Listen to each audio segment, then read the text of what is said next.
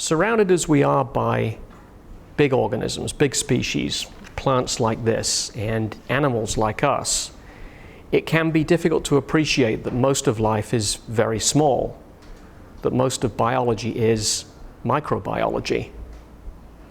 But a single pinch of soil may contain tens of millions of bacteria and hundreds of millions of viruses, and also that soil is colonized by the filamentous cells of fungi. And together, this group of microorganisms, this community of microorganisms, controls the fertility of the soil and supports plant growth. Other kinds of microorganisms coat the surfaces of plants and still more live inside plant tissues. And so when we look at an individual plant, we're really contemplating a whole community of organisms. And the same is true of us. Our guts are filled with trillions of bacteria and other kinds of microorganisms that affect every aspect of our well-being, and they may even affect our mood. We're dependent upon the metabolic virtuosity of these microorganisms for our digestive process. Microbes are everywhere, but they're invisible, or they were so before the invention of the microscope in the 17th century. The revelation that there was more to life than the immediately observable was of astonishing importance. Maybe this was one of the most important scientific discoveries of all time. And yet it was sidelined by a continuing obsession with human specialness.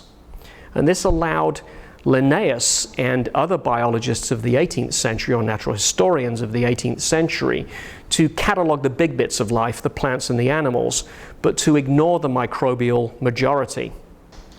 When microbiological inquiry was re-stimulated by Louis Pasteur in the 19th century, it became the study of germs and infectious disease. The point was not to revel in the diversity of microorganisms, but rather to destroy them. And today we still teach biology from a macrobiological perspective, and often we elevate mankind to this special position, clearly as the triumph of 3.5 billion years of evolutionary history. The perceptive extraterrestrial visiting Earth might report back to the mothership, probably would report back to the mothership, that the biosphere is teeming with viral and bacterial genes. And perhaps in passing, this individual might comment that a few of these genes, these bacterial and viral genes, have been strung together in assemblages that are capable of running around or branching toward the sunlight. I think that we need to embrace this kind of objective view of biology ourselves and recognize that our macrobiological bias really is no more sensible than trying to comprehend all of English literature by reading nothing but a single Harry Potter book. Biology is in need of a philosophical reboot.